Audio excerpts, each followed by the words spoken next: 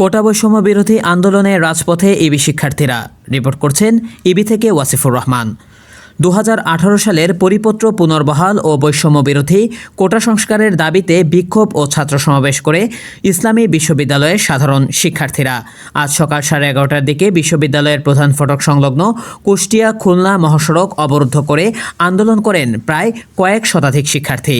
আন্দোলন চলাকালীন প্রায় 40 মিনিটের মতো মহাসড়কের দুই পাশে যান চলাচল বন্ধ থাকে। এর আগে বেলা 11টায় পুনর্নির্ধারিত স্থান ক্যাম্পাসের শহীদ মিনারে শিক্ষার্থীরা জড়ো হতে থাকে।